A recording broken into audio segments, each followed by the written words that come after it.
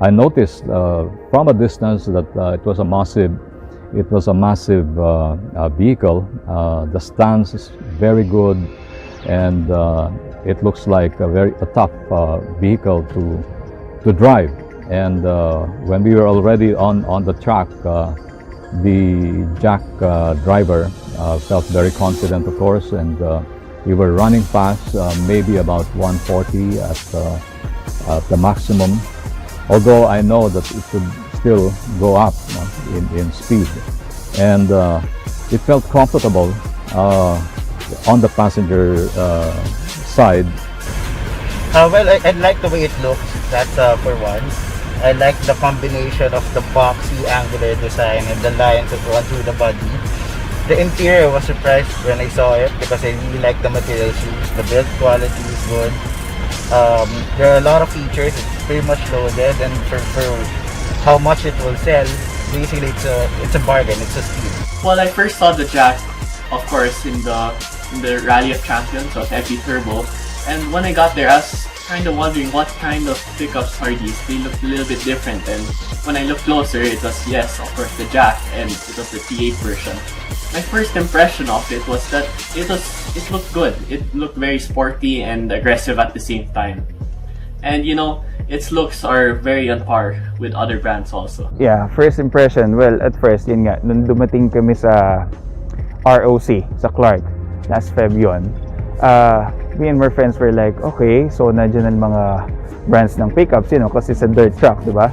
So it's gonna be a race. Ngayon, nakita ko yung JAC, and we were thinking na, ano nga ba yung JAC? I've seen this before. So then I realized na, okay, naalala ko na, ito ang track brands nga pala to. Which, kasi nagta-tracking yung mga friends ko eh. So nag-uusap kami, matagal na yan actually, it's been in the automotive yata since the 60s pa yata, if I'm not mistaken. Automotive. So industry, you know. So yun, so sabi ko, okay, mukhang itatakbo dito. Kaya lang, of course, ang kalaban dito, yung mga batikan na, you know, the pioneer truck. So we're like, okay, sige, let's see what it can do. Yeah? So yun, we were excited. Well, it's a head turner. You know, we kind of like saw it and like, that looks different, right? It's got that impressive grille in front, which, you know, I've always liked the big grille in the front. The lights look very up to date and modern. And the stance of the pickup was very nice. I always look at the stance of a pickup. It's important to me.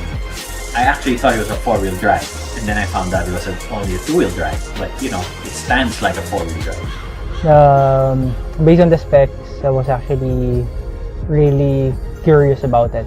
The trunk, I was actually amazed that it has actually big capacity. We didn't know what to expect because we knew that it wasn't the most powerful pickup in the class. It wasn't it's very basic when it comes to the drivetrain. Oh, it has slip spring and everything. But then all of a sudden, you know, and the stigma of a China-made product, that was the one that was really on our minds. And but like we said, it's something that the only way that you can take out the stigma is actually driving it. And when we drove it first in one leg when it had the special class, it just was, the power was there. It was more than enough. Second, you know, the handling was very good, especially with the BF Goodrich tires. Third, you know, it never bottomed out in those ruts. The track became very rutty because it was wet. It moved a lot of, you know, it created a lot of ruts in the process. And when you go through the ruts, sometimes you bottom the suspension on other trucks and other vehicles. But this one, we were so amazed that it didn't do those things. Okay, my first impression for this JAC, what stunned me first was the color. Okay, when it drove up my driveway with a handsome driver driving it, I didn't notice the driver, but I noticed the car. Okay, the truck was beautiful. It's blue. It's got that nice metallic blue, and it's got that macho stance.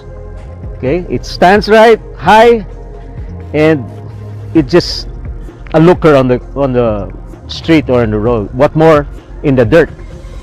Okay. What I want to do is get this car dirty and see how it looks when it's dirty, because that's the best experience you get with a truck.